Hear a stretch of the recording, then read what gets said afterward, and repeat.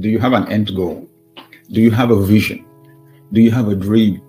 It's very difficult for you to set out on a journey without knowing where you're going. This is very important. I remember Stephen R. Covey's book, The 7 Habits of Highly Effective People. Yes. The 7 Habits of Highly Effective People. The first habit, begin with the end in mind. Wait, can you imagine you going to maybe the website of an airline, or even going to the airport, getting on the queue, and then when you get to the desk, you say, I want to buy a ticket. And they ask you to where? And you say, well, I'm not sure. Actually, I've not made up my mind. Maybe when I get in the air, I'll decide where I want to go. What will happen? They'll tell you, sorry, we don't sell tickets for nowhere. We don't sell tickets for no destination. So we've got to start from there. What's your end goal? What's your vision? What's your dream? What's your aspiration? Okay. I have discovered the value in scenario planning. So one of the most powerful things I discovered about success is the principle of planning, that you have to win on paper before you get to win in real life. You want to construct a building, you've got to have a plan, a blueprint, right? Yes, and it starts with the concept in the mind of the householder. Then the architect helps to put it out on paper. And then the possibilities begin to show up on what will work and what will not work. That's what happens when you plan. However, with time, I now got to find out the weakness in just mere planning. Usually, when we make a plan like that, our assumption is that everything will work smoothly. Okay? And then I've come to realize things don't work smoothly. There will be disruptions. Like we got the pandemic, right? Okay, so organizations and individuals and families created their plans for 2020, and then the pandemic hit. We did not plan for that.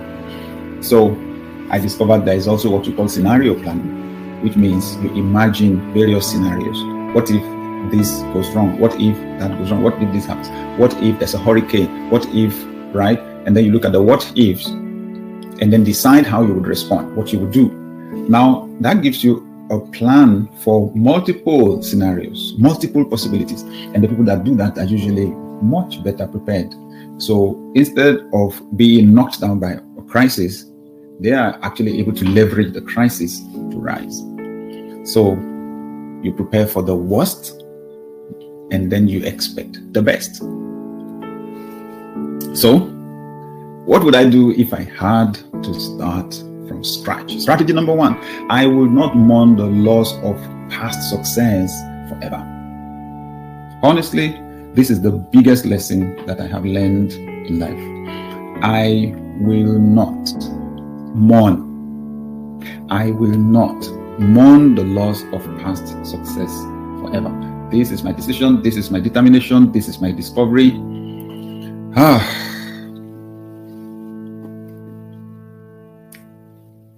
So during that season of my life, when I was jobless,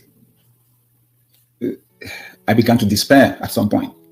Why are all the doors locked against me? What's going on? What is going on? How far will I go if I get stuck at this point? Is there a system? Is there a structure? Is there something I can do that can at least make the future predictable? And then I began to read. So I was on a book stand one day and I saw this book. Tough times never last, but tough people do. I bought it. Yeah, it cost me a lot, relatively, but I bought it. What did I find? Dr. Robert H. Schuller, the author, said he was invited to speak to a group of farmers in the United States. They had experienced drought. Honestly, they lost millions and millions of dollars. It was a bad year. The crop yield was very poor, and he was asked to come speak to them. So here was a room filled with, farmers. So he said it was when he got to the venue, and was looking from the backstage at the people in the hall that he realized how bad it was. So all of a sudden, all the notes he had prepared and everything just became irrelevant, He just realized they were not going to fit. These people were not, they were not going to be any fist bumping crowd excited to be there. They were looking sad. So he said he was just wondering, what am I going to tell these people? What am I going to tell these people? You know, when he had his name, he was being introduced. He was being introduced, and then they called him out. So he said he was still trying to figure out what would be the best thing to tell these people. So he said he got on the stage. Well, they clapped to receive him, and he said he was just pacing back and forth, just pacing back and forth, throwing out that question in his mind. What do I tell these people? And then he said he just got this inspired idea and stopped, greeted them and said, "Gentlemen, I have been told that this is a very bad year for your business, for your finance," and so on. He said, "Well, I came to tell you something." He said he had their attention. He said, "Tough times never last, but tough people do."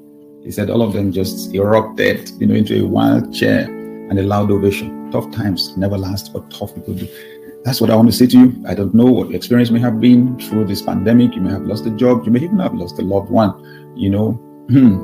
Whatever it is that has happened. Tough times never last, but tough people do. Now, when I read the book, I was underlining, almost every paragraph, underlining because the statements were hitting me right, left, and center. But I'll tell you, one of the most powerful statements I got from the book that I know I will not forget. Attitude is more important than facts. I got stuck. I got stuck on that statement. What? What are you telling me? Because my attitude is a combination of my thoughts, right, and my feelings. Okay. So my attitude, and my attitude can be positive, my attitude can be negative. And you say attitudes are more important than facts. What are you saying? My situation is the fact. I don't have a job. Shula says your attitude is more important than the joblessness. What? It was paradigm shifting. You see, that's the thing about life. That's the thing about life. What you see is what you get. That scene is the big issue. You remember the statement,